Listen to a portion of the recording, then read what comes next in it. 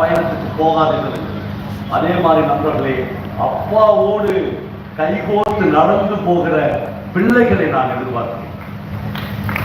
நீங்கள் வயது ஒரு பிரச்சனையே, 60 வயதாகலாம் 70 வயதாக ஒரு அப்பாவோடு உங்கள் 40 வயதில் 70 வயது அப்பாவை கூட்டு நீங்கள் ஒரே ஒரு முறை உங்கள் வாழ்க்கையை நடந்து பாருங்கள்.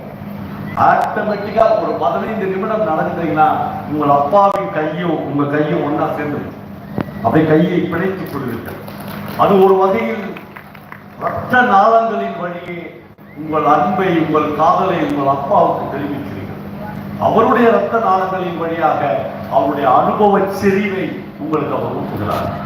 நான் பிரபஞ்சனுடைய அபஸ்வரம் என்கிற ஒரு கதையை 100 முறை சொல்லியிருக்கேன்.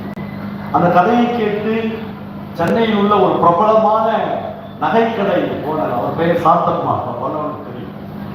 அவர் வீட்டில் அவருக்கும் அவர் தம்பிக்கும் அவ்வளவு ஒரு பிரியம் இருந்தது. அவர் வாங்கினா 2 கார் வாங்குவார், வாங்கினா 2 பிளாட் வாங்குவார், எல்லாமே 2. தம்பி இல்லாம அவர் வாழ்க்கையே கிடையாது. ஒரு நாள் வாழ்க்கை விளையாடு. இந்த நிர்பந்தங்கள் மனிதர்கள் தோன்றின அன்றையிலிருந்து இருக்கிறது.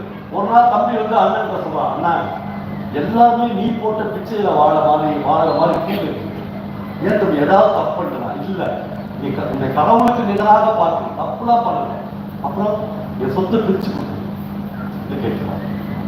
அண்ணனுக்கு ஒன்றுமே புரியல. நான் என்னடா தப்பு பண்ணேன்? ஒன்றும் தப்பு பண்ணலடா, இந்த பிரியத்தோட கடைசி வரணும் வாழ்ந்தலாம் அப்படின்னு நினைக்கிறேன். கடைசியில் ஒரு நாள் அவர் சொத்தை பிரித்து கொடுப்பதற்கு முயற்சி செய்து கொண்டே இருக்கிறார். இவர் சொல்லி 1 வாரம் கூட ஆகும். விதி மிக கூடியது நண்பர்கள். காலையில் கிரவுண்டுக்கு போன தம்பி கிரவுண்ட்லேயே மயங்கி விழுந்து மாரடைப்பார், செத்து போகிறார். அப்படியே துடிதுடித்து போகிறார். தம்பி இல்லாமல் அவர் வாழ்க்கையே கிடையாது. நமக்கு அவர் என்கிட்ட சாந்தகுமார் பேசுகிற போது சொன்னார், அப்படியே போய் என் தம்பியை பாடியை தூக்குறேன். அவருடைய மனைவி வந்து என் காலை பிடிச்சு நடுவுறாங்க. உலகத்துல வேற யாருமே தெரியாது, நீங்கள் தான் எங்கள் குடும்பத்தை காப்பாற்ற வேண்டும் என்று என் தம்பி மனைவி என் காலை பிடித்து கதறுகிறார். சாயங்காலம் ஆக ஆக என் தம்பி மனைவி சொந்தக்காரர்கள் எல்லாம் வர ஆரம்பிக்கிறார். அப்படியே என்னை நிராகரித்து விட்டு என் தம்பியின் மனைவி அவர்கள் சொந்தக்காரர்கிட்ட போயிட்டாங்க. எனக்கு யாருமே இல்லை, இவர்கள் என்னை எப்படி காப்பாற்றுவாங்கன்னு தெரியல, என்னை நீங்கள் எடுத்துக்கொள்ளுங்கள் என்று சொந்தக்காரர்கள் கேட்கிறார்கள். வாழ்க்கை ஒரே நாளில் மாறக்கூடிய ஜெயகாந்தன் சொல்கிறார், வாழ்க்கை என்பது வேறொன்றும் இல்லை, வாழ்க்கை என்பது அந்தந்த நேரத்து நியாயங்கள் என்று சொல்கிறார். அந்த தம்பியின் மனைவிக்கு காலையில் ஒரு நியாயம் இருக்கிறது, சாயங்காலம் ஆக ஆக இன்னொரு நியாயம் இருக்கிறது. இந்த சாந்தகுமார் துடித்து போகிறார்.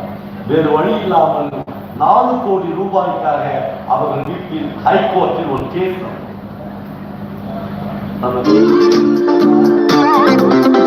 குடும்பத்தின் மீது அண்ணன் வழக்கு கொடுத்திருக்கிறார். 2 பக்கத்தில் இருந்தும், தம்பியின் மனைவி பக்கத்தில் இருந்தும் தம்பியின் வீட்டு பக்கத்தில் இருந்தும் பல பேர் வந்து சாந்தகுமார் பேசிட்டார்.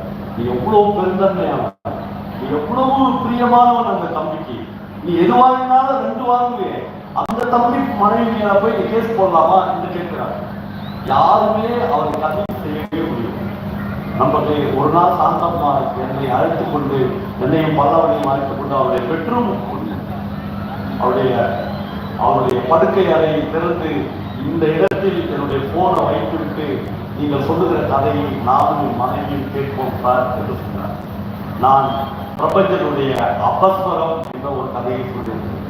அந்த கதையை அவரும் அவருடைய மனைவியும் கேட்கிறார்கள். அதிகாலையில் இருந்து 2 பேரும் எதுவும் பேசாமல் 13வது மாடிக்கு போகிறார். ஒரே அப்பார்ட்மெண்ட்டில் தம்பி மனைவி 13வது மாடியில் இருக்கிறார், இவர் 9வது மாடியில் இருக்கிறார். கதவை கட்டுகிறார். விரோதத்தோடு அந்த தம்பியின் மனைவி வந்து கதவை திறக்கிறார். அன்றைக்கே அவரை அழைத்துக் கொண்டு போய் சென்னை ஹைகோர்ட்டில் அந்த கேஸை வாபஸ் வாங்க. ஒரு கதை ஒரு 4 கோடி ரூபாய் சொத்து உள்ள ஒரு கேஸை வாபஸ் வாங்க வைக்குமா என்றால் வாபஸ் வாங்க வைக்கும். ஏனென்றால் கதைகள் இதயத்தால், கதைகள் ரத்தத்தால் ஊறப்பட்டது. நம்மளே பிரபஞ்சத்தினுடைய அந்த கதை ஒன்றும் பெரிய கதை. ஒரு அப்பா அரசாங்கத்தில் வேலை பார்க்கிற ஒரு மகனிடம் சொல்லுங்க, தம்பி போட்ட வாய்ப்பு, நீ லீவ் போட்டு